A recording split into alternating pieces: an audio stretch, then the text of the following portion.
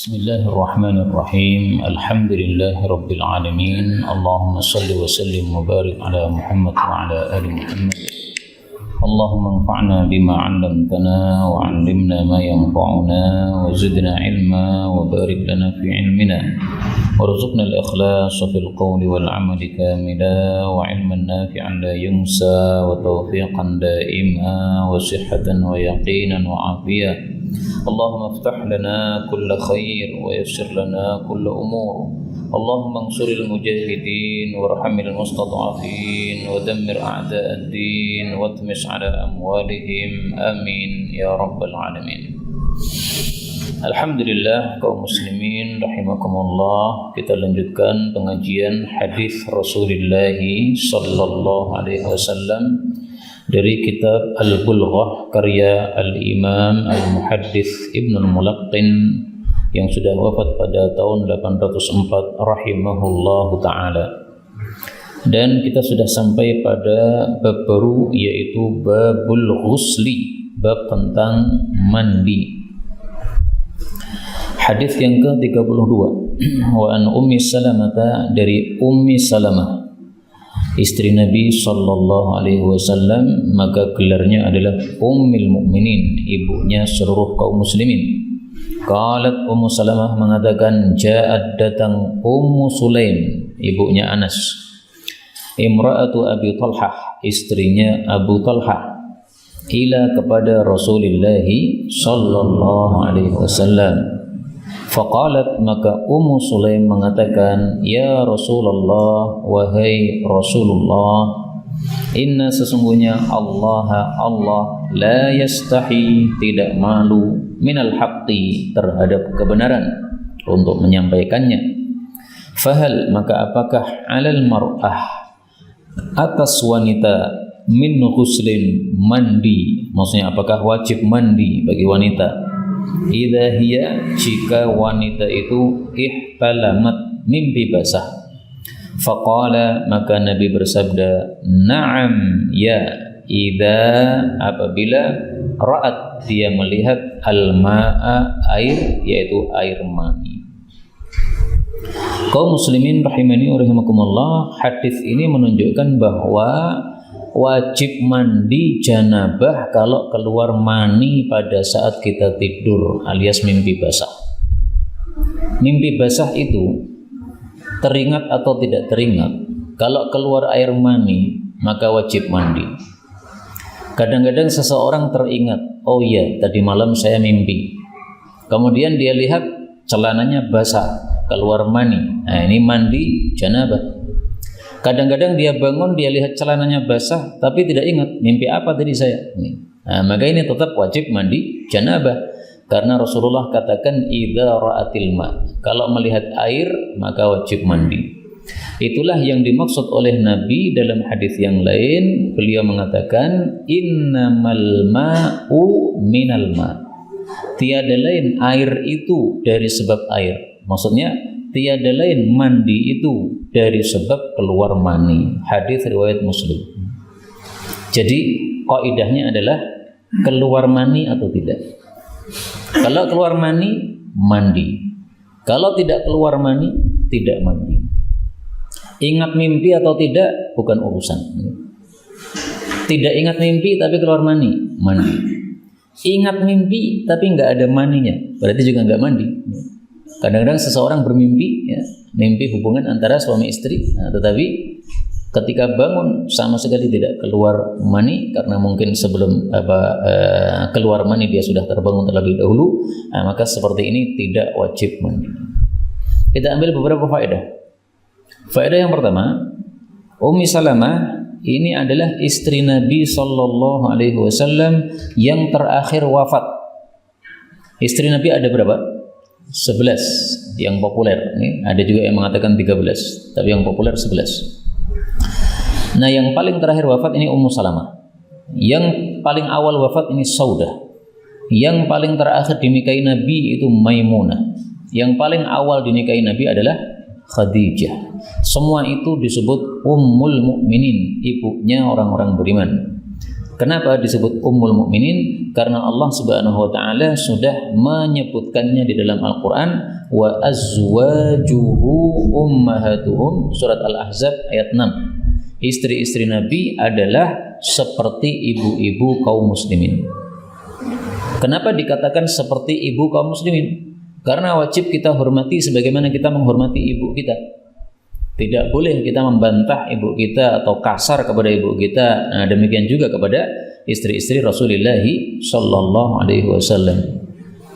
Ini kalau ditarik pelajaran juga bisa berlaku untuk yang level di bawahnya, Pak. Kita punya kiai, ya. Kiai ini pewaris Nabi sallallahu alaihi wasallam. Maka sebagaimana kita menghormati kiai tadi, hendaklah kita juga menghormati istrinya. Jadi tidak sopan seorang murid hanya hormat kepada kiainya tapi kasar kepada istrinya kiai. Ini sama dengan tidak menghormati kiai tersebut. Ini kalau kita tarik kesimpulan untuk level bawahnya. Memang ini khusus untuk istri-istri Nabi, ya. Tapi sebenarnya sama saja, para pewaris Nabi itu juga kita hendaklah menghormati istri-istri mereka sebagaimana kita menghormati kiai tersebut. Kemudian faedah berikutnya, dalam hadis ini disebutkan, datanglah Ummu Sulaim istri Abu Talhah. Jadi boleh kita menyebutkan nama seorang perempuan, kemudian kita jelaskan ini istrinya fulan, nggak ada masalah.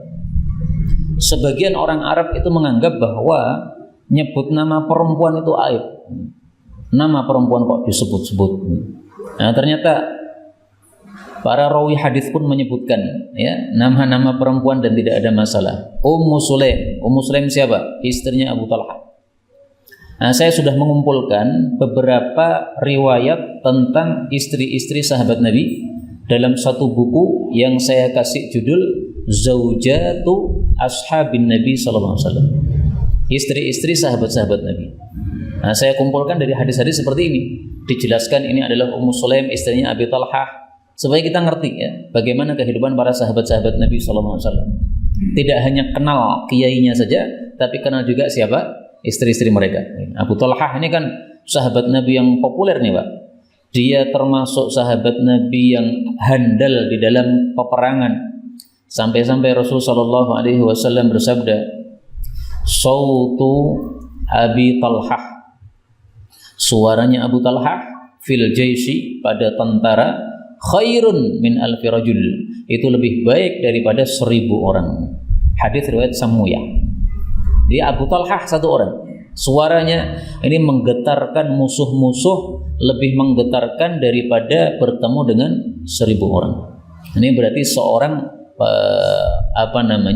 prajurit perang yang sangat handal beliau. Nah, kalau kita kenal Abu Talhah seperti itu, kita juga perlu kenal siapa sih istrinya. Ternyata istrinya orangnya selevel, Ummu Sulaim. Masih ingat kan ceritanya Ummu Sulaim?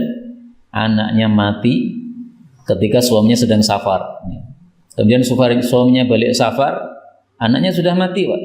Ditanya oleh suaminya, gimana kondisi anak kita yang sakit? Karena sebelum safar sakit. Maka Ummu Sulaim mengatakan, alhamdulillah sudah tenang. Tenang maksudnya apa? Sudah mati. Nah, akhirnya suaminya karena lelah dari safar, biasalah ya suami istri, kemudian setelah safar biasanya hubungan. Setelah hubungan selesai, kemudian Ummu Sulaim baru menjelaskan, anak kita sudah mati. Nah, kaget sekali Abu Talhah ini. Anak kita mati, malah kita hubungan tadi itu. Gimana ini? Nah, diceritakan kepada Rasulullah sallallahu alaihi wasallam. Kemudian Rasulullah malah mendoakan berkah. Mudah-mudahan berkah malammu itu. Karena kondisi sedih, yaitu kematian anak, tapi masih tidak meninggalkan kewajiban kepada suaminya. Ya, suaminya pulang dari safar lelah, dilayani oleh istrinya. Ini sesuatu yang baik, menunjukkan kekuatan imannya Ummu Sulaim, istrinya Abu Talhah. Faedah berikutnya, dalam hadis ini Ummu Sulaim mengatakan, sesungguhnya Allah tidak malu terhadap kebenaran.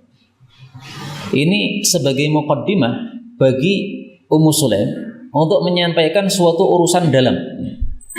Urusan junub ini kan urusan dalam, Pak. Urusan dalam itu kalau divulgarkan itu tidak memper, tidak sepantasnya. Apalagi yang ngomong perempuan.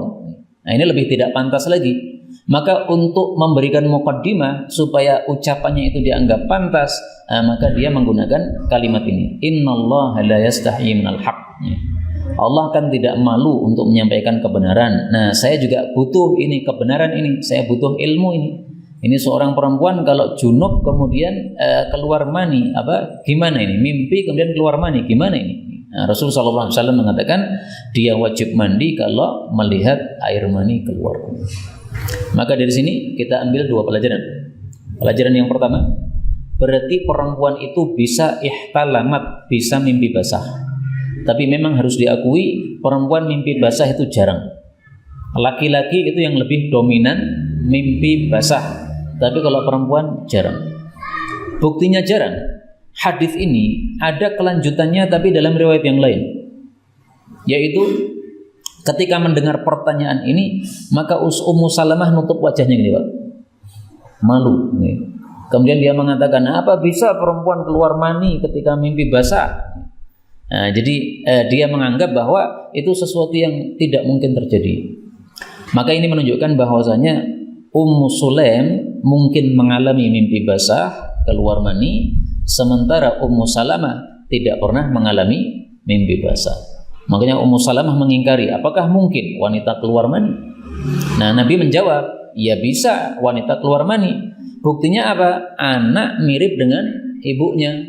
Kalau ibu tidak punya mani, kok bisa anak mirip dengan ibunya? Nah, adanya anak mirip dengan ibu menunjukkan bahwa ibu juga punya air mani. Ya, maka mimpi basah bagi perempuan itu juga sangat memungkinkan, hanya saja lebih jarang dibandingkan laki-laki. Pelajaran yang kedua dari hadis ini adalah bahwasanya hukum di dalam Islam antara laki dan perempuan itu secara umum disamakan. Maka ketika Nabi ditanya, apakah perempuan juga wajib mandi? Beliau katakan, na'am. Ya, wajib mandi juga. Itulah yang disebutkan oleh Nabi dalam hadis yang lain, innaman nisa'u syaqa'iqur rijal. Innan nisa, sesungguhnya para wanita itu adalah syaqa'iqur rijal, saudari kandungnya para laki-laki. Maksudnya dalam Islam dihukumi dengan hukum yang sama. Sebagaimana kalau kita punya anak laki perempuan, saudara kandung, kan kita kasih adil hukum yang sama kan? Maka sebagaimana kita adil kepada anak-anak kita dengan hukum yang sama, maka Allah pun juga adil kepada laki dan perempuan dikasih hukum yang sama. Ini hadis riwayat Abu Dawud sahih. Kemudian sebagai penutup untuk hadis ini, kata-kata na'am ini boleh dibaca dua bacaan, boleh na'am dengan ain yang di fathah, boleh na'im dengan ain yang di kasrah. Dan ini berlaku juga untuk tilawah Al-Quran.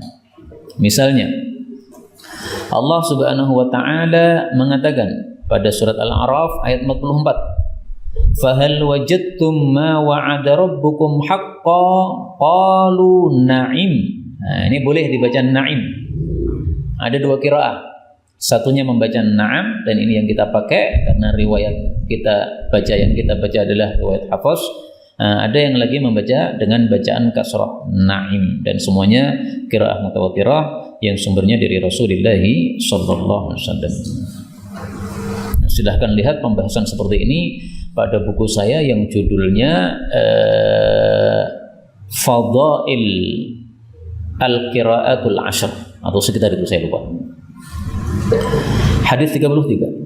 An Abi Hurairah radhiyallahu anhu anna Rasulullah sallallahu alaihi wasallam qala, idza apabila qa'ada telah duduk sang suami, baina di antara syu'abiha cabang-cabangnya istri, al-arba' yang 4, thumma kemudian jahadaha dia bersungguh-sungguh terhadap istrinya atau melelahkan istrinya, faqad maka sungguh wajaba telah wajib al-ghuslu mandi.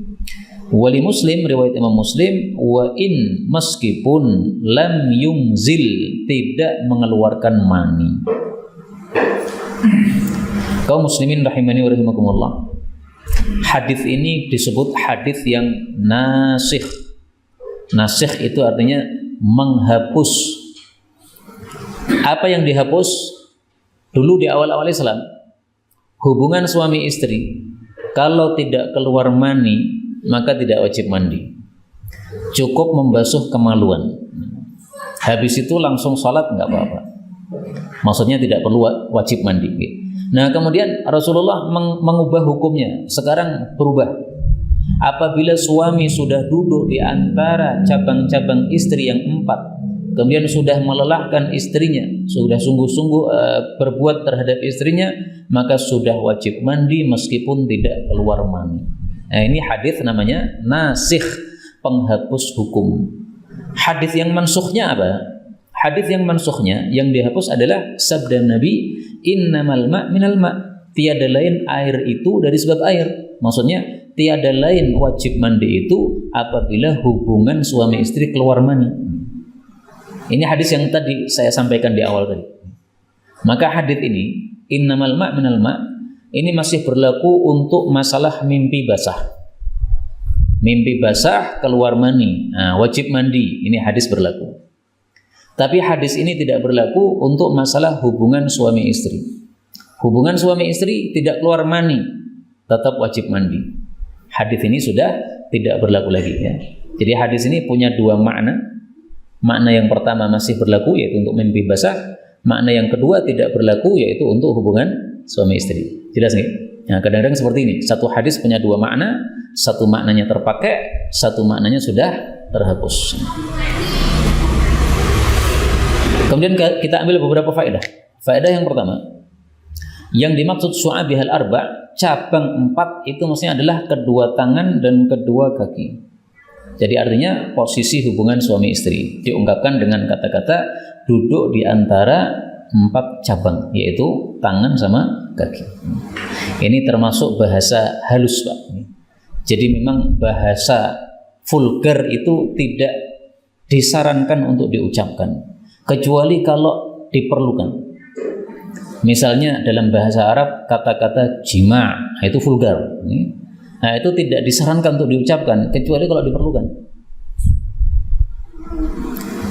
Kalau bahasa kita apa? Ya apa yang paling halus? Misalnya hubungan, nah itu mungkin dianggap halus, ya sudah itu aja. Jangan pakai yang lain-lain. Kan ada itu bermacam-macam bahasa tau? Nah itu dari bermacam-macam bahasa itu pilih mana yang paling halus.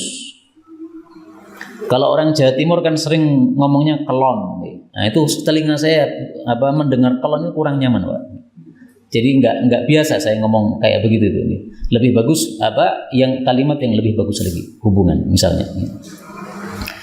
Faedah yang kedua, inti dari hadis ini adalah apa yang menyebabkan suami istri itu wajib mandi ketika hubungan? Intinya ketika sudah, mohon maaf, masuk kepala dzakar pada farji. Intinya di situ. Dan itu diungkapkan oleh Nabi dalam hadis yang sangat jelas. Wa ghabatil hasyafah. Idzal taqal khitanan, apabila khitan suami dan khitan istri, kemaluan suami dan kemaluan istri sudah berjumpa, wa ghabatil hasyafah, dan kepala zakar itu sudah lenyap, dia sudah masuk, faqad wajibal ghuslu, maka sudah wajib mandi, anzala am lam yunzil, baik keluar mani maupun tidak keluar mani. Nah, yang jadi inti di sini, ghabatil hasyafah. Ketika sudah masuk. Kalau tidak masuk maka tidak berlaku. Hanya menempel, enggak wajib untuk apa? Untuk mandi. Yang wajib mandi adalah ketika sudah masuk. Dan itulah yang dimaksud oleh Nabi SAW. Tsumma jahadaha. Nah, jadi kalimatnya memang di sini kalimat-kalimat yang sangat tidak jelas karena Nabi menggunakan kata-kata yang halus. Tapi kalau mau diperjelas itu tadi. Kemudian dari hadis ini diambil pelajaran juga bahwasanya Rasulullah Shallallahu Alaihi Wasallam kadang-kadang menyampaikan suatu hukum itu dengan kalimat yang halus seperti ini. Kadang-kadang beliau menyampaikannya dengan kalimat yang vulgar seperti yang saya bacakan tadi. Ghabatil hasyafah, ini kan vulgar sekali. Lah kenapa Nabi kadang-kadang menggunakan yang vulgar, kadang-kadang menggunakan yang halus? Ini diambil kesimpulan darinya, berarti Nabi itu melihat kondisi pendengarnya, Pak. Kalau memang diperlukan halus, pakai halus sudah cukup, ya sudah. Diperlukan jelas, pakai jelas, silahkan, nggak ada masalah. Karena kadang-kadang orang itu kalau nggak diperjelas nggak paham. Saya kasih contoh misalnya guru saya, Syekh Walid Saifun Nasr. Dia menyampaikan satu hadis, Pak. dalam ceramah khutbah Jumat. Hadisnya apa isinya? Hadisnya adalah bahwa kalau kita datang Jumatan, kemudian khatib berkhutbah, malah jamaah ini ngobrol sendiri, ngomong sendiri, maka tidak ada Jumatan untuknya. Pahala Jumatan nggak dapat, dapatnya pahala zuhur. Nah, beliau ketika menyampaikan itu dengan sangat menggebu-gebu beliau.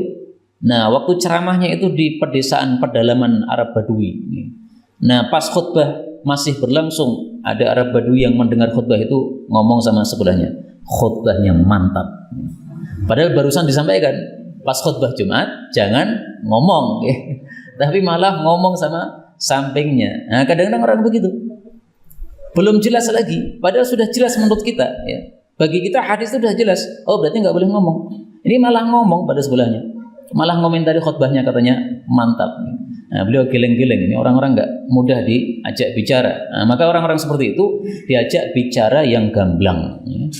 Gunakan kata-kata yang vulgar, nggak ada masalah. Tapi untuk orang-orang kota, kata-kata halus sudah mencukupi bagi mereka. Kemudian hadis 34, An Aisyah radhiyallahu anha qalat, kana adalah Rasulullah sallallahu alaihi wasallam idza apabila ightasala mandi minal janabah, dari sebab junub, yabda'u beliau memulai fayaghsilu yadayhi, membasuh kedua telapak tangannya. Ini hadisnya panjang ya, sehingga saya potong-potong aja per kalimat. Hadis ini membicarakan tentang tata cara mandi junub sesuai sunnah Rasulullah sallallahu alaihi wasallam. Tata cara mandi junub dibagi dua. Ada yang mujzi, ada yang tam. Mujzi itu artinya mencukupi, tam itu artinya sempurna atau komplit. Mujzi itu adalah ketika kita mandi dengan membasahi dari kepala sampai kaki, asal basah sudah sah. Yang saya sering contohkan adalah ketika kita junub kemudian kita masuk kolam renang, nyelam, semua tubuh kita sudah basah, itu sudah sah untuk mandi junub, disebut mujzi. Nah, yang sedang kita bicarakan ini adalah yang tam, yang sempurna, yang komplit, yang urut dari awal sampai akhir, yang kita bicarakan. Nah, maka kalau kita mau yang tam dan itu lebih sempurna, itu adalah kita mulai dengan mencuci telapak tangan. Maka hukum mencuci telapak tangan sebelum mandi junub ini hukumnya sunnah sama dengan sebelum wudu. Sudah kita bahas kemarin ya, sebelum wudu sunnah untuk mencuci tangan. Nah, maka sebelum mandi juga begitu, sunnah mencuci kedua telapak tangan. Summa kemudian yufrigu, beliau menuangkan biyaminihi dengan telapak tangannya, ala shimalihi kepada telapak tangan kirinya. Fayaghsilu, lalu beliau membasuh farjahu, farjinya. Jadi ambil dengan air dengan telapak tangan, masukkan pada telapak tangan kiri, kemudian dibasuhkan pada kemaluan. Maka membasuh kemaluan itu adabnya dengan telapak tangan kiri.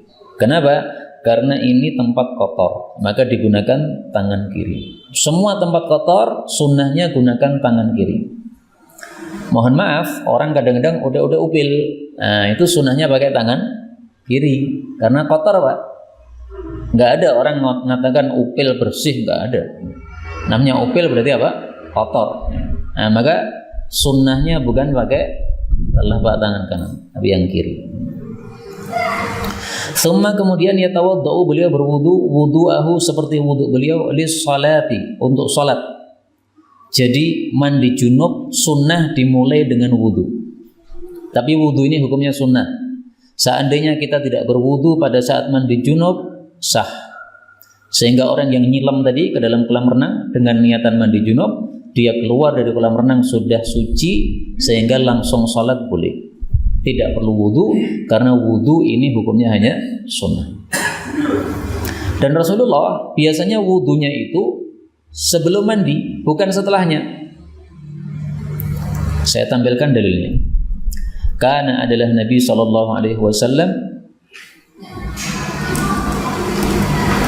la yatawadda, tidak berwudu lagi ba'dal ghusli, setelah mandi.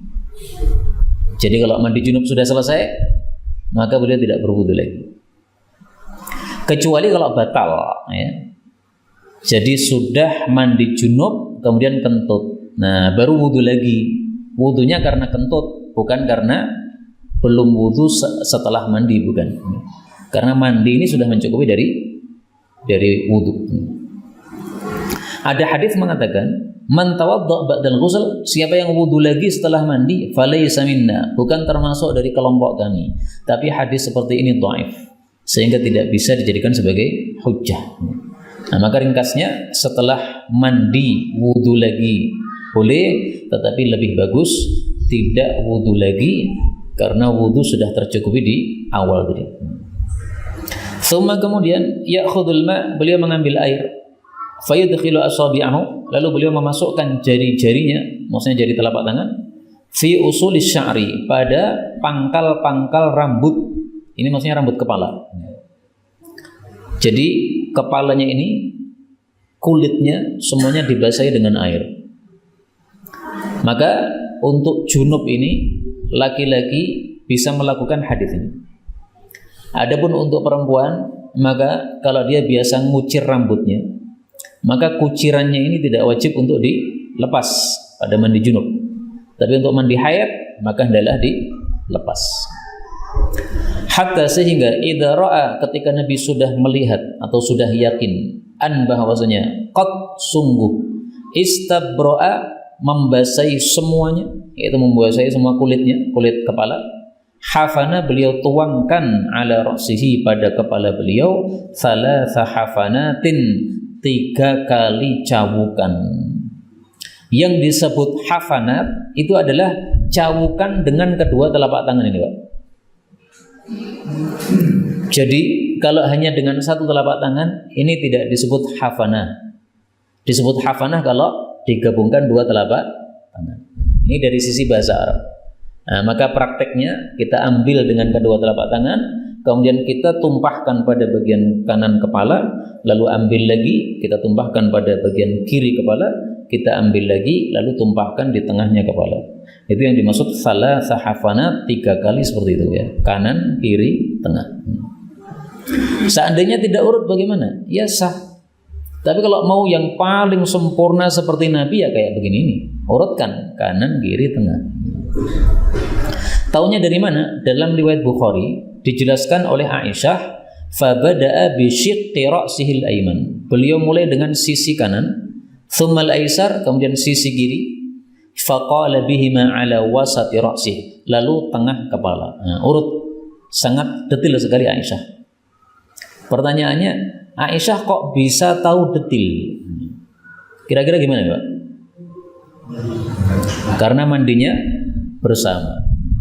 Aisyah kadang-kadang mandi bersama dengan Rasulullah SAW, maka tahu detail. Bisa juga Aisyah tidak mandi bersama, tetapi Aisyah melihat Nabi mandi. Dan nanti akan saya buktikan bahwasanya itu bisa terjadi nih, pada hadis yang lain insyaallah. Summa, kemudian afadha, beliau menuangkan ala sa'iri jasadihi, pada seluruh jasadnya. Jadi mandi seluruh tubuh setelah kepala.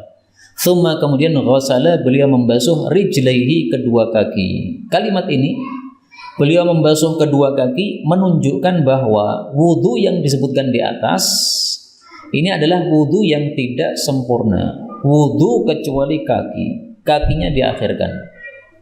Jelas nih? Ini hadisnya siapa? Hadisnya Aisyah. Aisyah katakan Nabi wudu, kemudian mandi, kemudian terakhir membasuh kedua kaki. Nah, kata-kata ini membasuh kedua kaki menunjukkan apa? Bahwa pas wudunya tidak dibasuh. Dan itu kalimat yang menunjukkan bahwa kakinya tidak dibasuh, itu nanti akan kita temukan sangat jelas pada hadis berikutnya, hadisnya Maimunah. Maimunah istri Nabi. Ini hadisnya Aisyah, bawahnya hadisnya Maimunah. Bedanya kalau hadisnya Aisyah tidak mengatakan secara jelas bahwa kakinya di awal tidak dicuci. Tapi kalau hadisnya Maimunah mengatakan dengan jelas kakinya di awal tidak dicuci. Tapi ringkasnya gini. Ini kalimat ini, tsumma ghassala rijlaihi, ini perlu dikasih kurung karena riwayat ini hanya ada pada Sahih Muslim. Dalam Sahih Bukhari enggak ada. Sehingga kalau kita ngikuti riwayat Sahih Bukhari, Maka wudunya Nabi menurut hadis Aisyah ini wudunya dari awal sampai kaki diselesaikan semua. Karena itulah para ulama mengatakan boleh mandi junub itu wudunya diselesaikan semua, boleh juga wudunya diperkecualikan kakinya dibasuh nanti pas di akhir. Nah pertanyaannya, kenapa Nabi itu membasuh kaki di akhir? Karena zaman dulu kamar mandinya masih sederhana, masih tanah, sehingga kalau orang mandi otomatis kakinya juga kotor dengan debu-debu atau tanah-tanah yang menempel. Nah maka setelah selesai mandi beliau geser untuk cuci kakinya. Setelah itu baru keluar dari kamar mandi. Nah untuk kita sekarang ini sudah tidak perlu sebenarnya untuk mengakhirkan cuci kaki. Tapi sunnah ini berlaku sampai kiamat.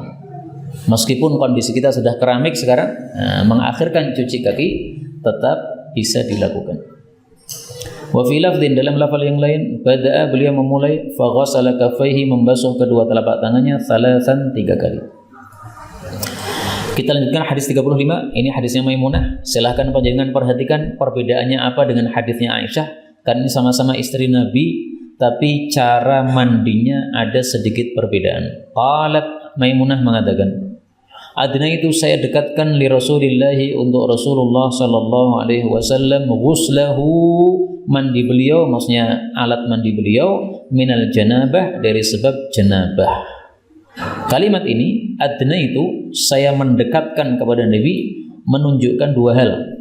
Yang pertama, berarti Maimunah tidak mandi bersama Rasulullah sallallahu alaihi wasallam. Beliau hanya nyiapkan, tapi tidak mandi bareng. Yang mandi bareng itu dalam hadisnya Aisyah pada hadis yang lain. Yang kedua, ini menunjukkan seorang istri menyiapkan keperluan suaminya. Suaminya mau mandi, disiapkan handuknya. Suaminya habis mandi, disiapkan handuknya. Suaminya pagi hari kalau perlu hangat, disiapkan kopinya atau tehnya. Ini khidmat seorang istri kepada suaminya. Nanti kalau dikumpulkan bisa jadi satu buku, khidmat istri-istri Nabi kepada Rasulullah sallallahu alaihi wasallam, salah satunya ini. Fa ghassala, lalu beliau membasuh kaffaihi, kedua telapak tangannya, marrataini, 2 kali, au salasan, atau 3 kali. Jadi membasuhnya bisa 2, bisa 3. 1 juga cukup, tapi 3 kali lebih utama. Thumma, kemudian adkhala, beliau memasukkan yadahu, telapak tangannya, fil ina, pada wadah, yaitu wadah air. Thumma, kemudian afragha bihi, beliau menuangkan dengannya, ala farjihi, pada farji beliau, wa ghasalahu, dan membasuh farji beliau, bisimalihi, dengan tangan kirinya, sama ya. Thumma, kemudian daraba, beliau pukulkan, bisimalihi, tangan kirinya, al-arda, ke tanah. Nah ini yang berbeda dengan hadis sebelumnya. Hadis sebelumnya setelah membasuh farji tidak disebutkan menggosok ke tanah, tapi langsung wudu. Kalau hadisnya Maimunah ini ada tambahan daraba bisimalihi al-arda, dipukulkan tangan kiri ke tanah. Untuk apa? Supaya kotoran yang mengenai tangan kiri beliau, mungkin mani dan sebagainya, bersih. Karena dioles-oleskan ke tanah. Ini cara kita Pak, kalau nggak ada sabun, maka bisa dioles-oleskan ke tanah. Dalam hadis yang lain bukan tanah, tapi al-jidar atau al-haid, itu pada dinding. Nah, maka ke tanah bisa kalau ada debunya, kalau nggak ada debunya di tanah, maka bisa di dinding. Karena kadang-kadang dinding malah ada debunya, ya, tanahnya malah bersih karena sudah tersiram oleh air setiap hari. Fadalakaha, lalu beliau menggosoknya dalkan syadida, dengan gosokan yang dahsyat. Thumma, kemudian tawadda'a, beliau berwudu, wudu'ahu, seperti wudunya, lis salati, untuk salat. Thumma, kemudian afragha, beliau menuangkan ala ra'sihi, pada kepala beliau, thalatha hafanatin, 3 cawuan, mil'a, sepenuh kaffihi, telapak tangan beliau. Tadi sudah saya jelaskan, hafnah itu adalah kedua telapak tangan dikumpulkan.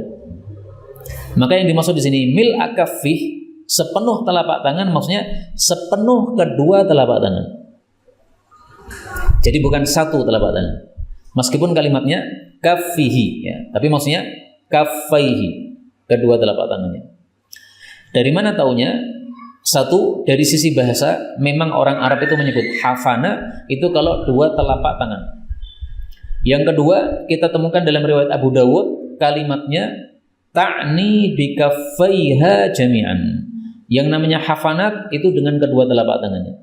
Maka satu riwayat dengan lainnya saling menafsirkan, sehingga yang dimaksud di sini adalah kedua telapak tangan.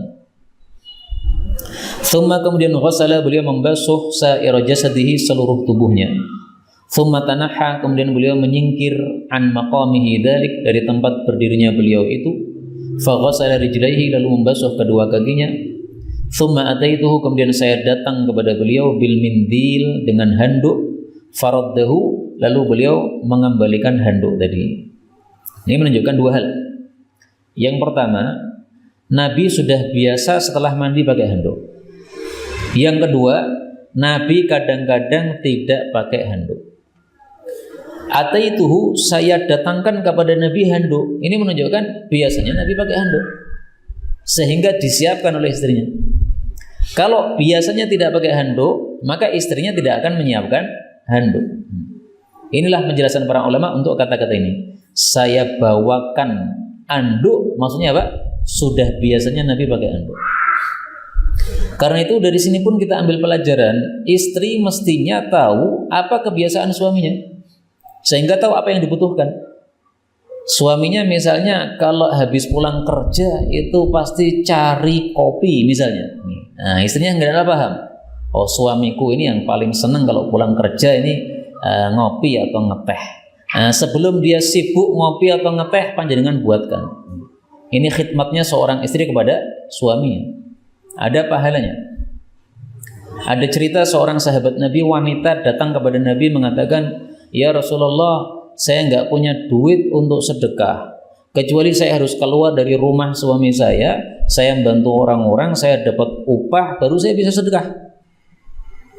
Maka kata beliau, khidmatuki zaujaki shadaqatun.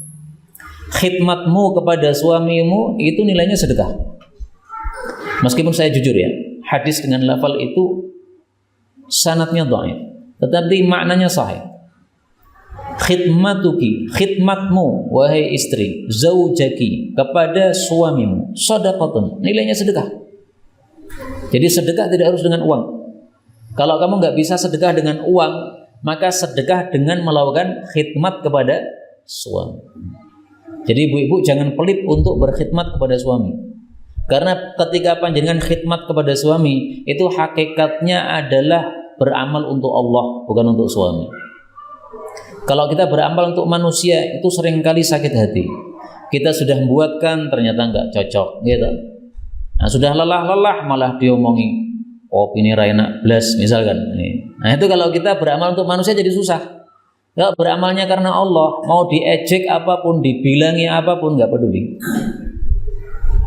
Sehingga salah satu dari tanda orang ikhlas, dulu pernah saya sampaikan, adalah istiwa'ul madhi wa dhammi. Kalau dipuji dan dicela sama, itu udah ikhlas. Maka seorang istri khidmat kepada suami ini paling bagus sambil mempelajari ikhlas. Semata-mata saya melakukan ini bukan karena suami, tapi karena Allah Subhanahu wa taala. Nilainya sedekah, Pak. Ini hadisnya memang dhaif nih, tapi maknanya sahih. Berdasarkan hadis-hadis yang lain, semua perbuatan baik kata Nabi adalah nilainya sedekah. Nah, istri menyiapkan untuk suami, nilainya sedekah. Tapi nggak usah dilanjutkan. Oh berarti istri mencarikan istri kedua ya sedekah. Nggak usah dilanjutkan. Nanti ibu-ibu nggak jadi ngaji. Baik, kemudian yang kedua, hadis ini menunjukkan bahwa kadang-kadang Nabi tidak pakai handuk. Faraddahu, beliau mengembalikan handuk. Maka wallahu a'lam, yang zahir bagi saya, Nabi kadang-kadang tidak pakai handuk dan kadang-kadang pakai handuk, itu tergantung kondisinya. Misalnya kondisinya panas, beliau pengen seger, nggak pakai handuk. Kondisinya musim dingin, daripada kedinginan maka pakai handuk. Saya tampilkan dalil yang menunjukkan bahwa Nabi habis wudhu pun biasa pakai handuk. Karena adalah lahu khirqatun, Nabi punya handuk, yatanafshafu biha ba'dal wudu, yang digunakan berhanduk setelah berwudu. Hadis riwayat Tirmidzi, derajatnya hasan. Nah, maka yang sudah biasa pakai handuk silahkan, nggak apa-apa. Tapi yang tidak biasa pakai handuk juga nggak apa-apa. Semuanya ada dalilnya. Kemudian wa ja'ala, dan beliau berbuat, yaqulu, berbuat, wa ja'ala, dan beliau memulai, yaqulu, berbuat, bil ma'i, terhadap air, hakadha, seperti ini, yang fuduhu, mengibaskannya. Mengibaskannya maksudnya gini, Pak? Nah, digibaskan. Jadi tangan kiri membersihkan tangan kanan, ya. Tangan kanan membersihkan tangan kiri dan juga badan-badan ini. Nah, mengibaskan seperti itu sebagai ganti dari handuk. Walil Bukhari, diriwayatkan oleh Imam Bukhari, tawaddu'a, beliau wudu'ahu lis-shalah, seperti wudunya untuk salat, ghaira qadamaihi, selain kedua telapak kakinya. Nah, ini yang jelas ini, tanpa kedua telapak kakinya, ini pada hadisnya Maimunah. Adapun pada hadisnya Aisyah, maka tidak ada kalimat yang jelas mengatakan tanpa kedua telapak kakinya. Maka ringkasnya, dua istri Nabi sama-sama menyebutkan cara mandi Nabi, tapi caranya berbeda. Untuk yang Aisyah, wudunya dari awal sampai akhir dalam riwayat Bukhari. Untuk Maimunah, wudunya hanya sampai ke kepala. Setelah kepala tidak membasuh kaki.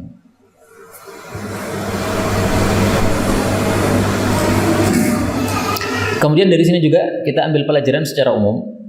Kenapa Rasul Shallallahu Alaihi Wasallam itu menikahi banyak istri? Ada Maimunah, ada Aisyah. Nah, para ulama katakan Nabi menikahi 11 istri itu bukan karena syahwat, tetapi untuk mendidik umat. Karena umatnya Nabi SAW ini banyak, dan masalah-masalah dalam seperti ini kalau hanya satu istri Nabi yang menyampaikan, maka nanti kurang merata.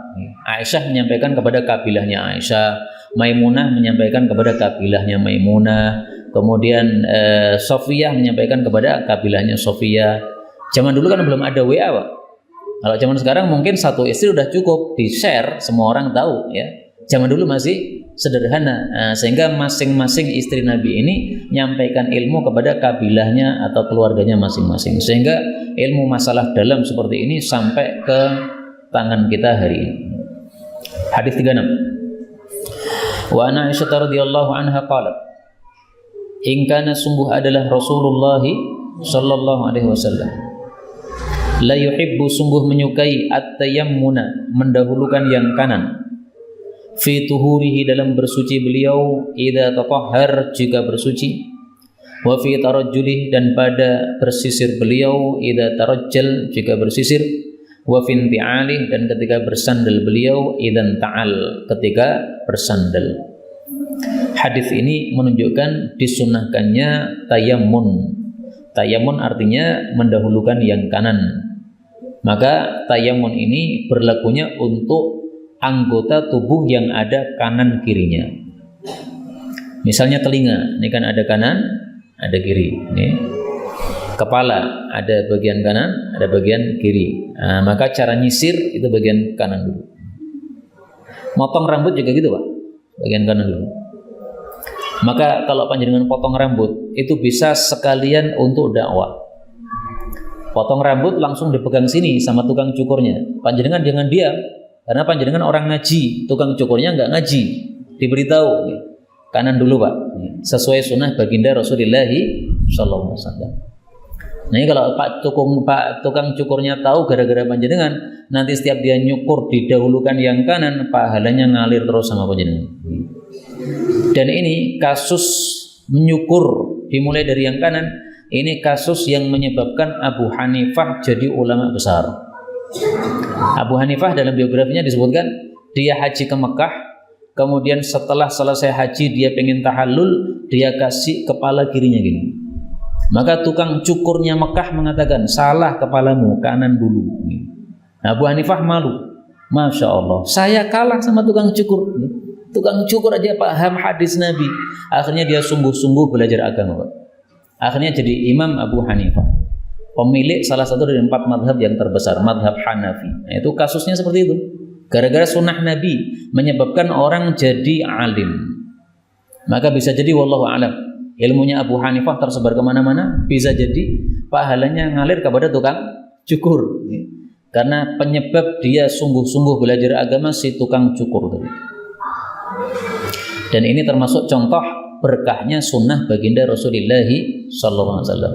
Satu sunnah ditegakkan tukang cukur menyebabkan satu umat mendapatkan hidayah, yaitu karena orang-orang kemudian mengikuti pengajiannya Al-Imam Abu Hanifah rahimahullahu ta'ala.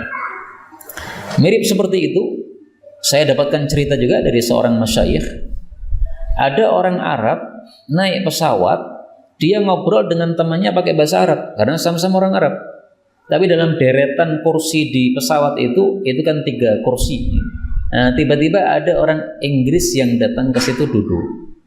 Akhirnya 2 orang Arab ini mengubah ucapannya menjadi bahasa Inggris, karena memang juga bisa bahasa Inggris.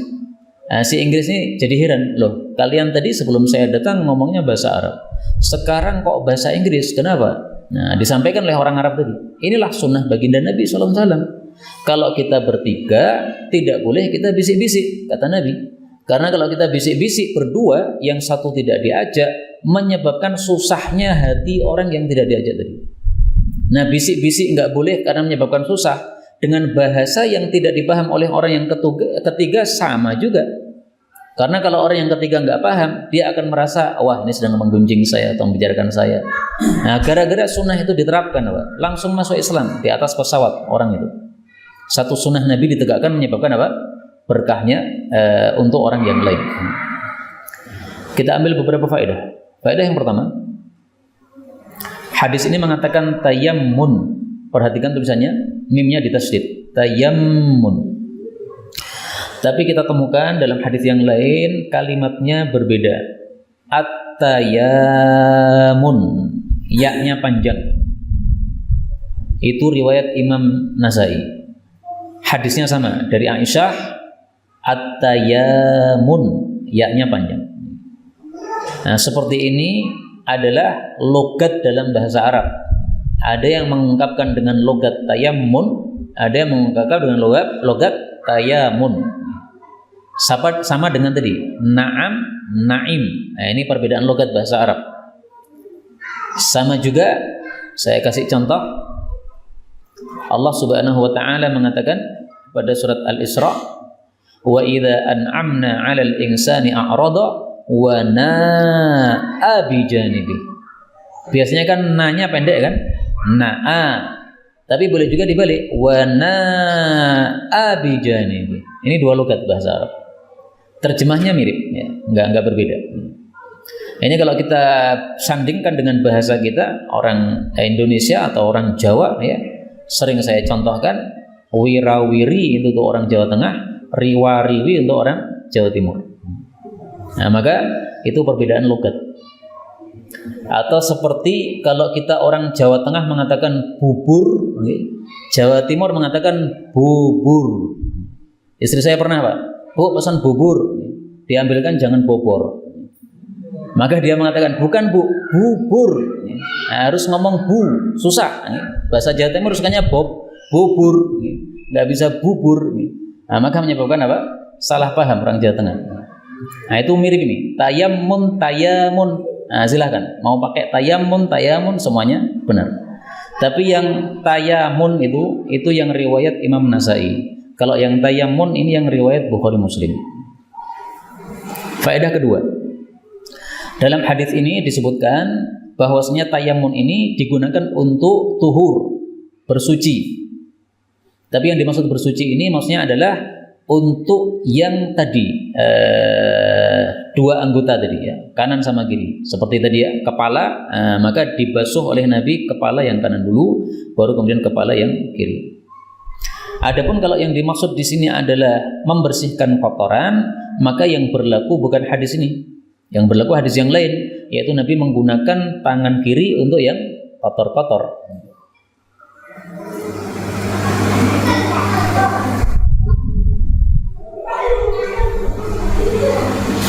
Ini hadisnya sama ya, tuhurihi, tana'ulihi, tarjuli, sama. Kemudian faedah yang kedua, dalam hadis ini Rasulullah Shallallahu Alaihi Wasallam disebutkan wa fi tarajjulihi, ketika Nabi bersisir. Nah, maka bersisir itu boleh, tidak dilarang. Hanya saja ada aturan bersisir. Untuk para laki-laki ada aturan bersisir. Apa aturannya? Rasulullah naha melarang anit tarajjul, dari bersisir, illa ghibban, kecuali jarang-jarang. Ini untuk laki-laki, Pak.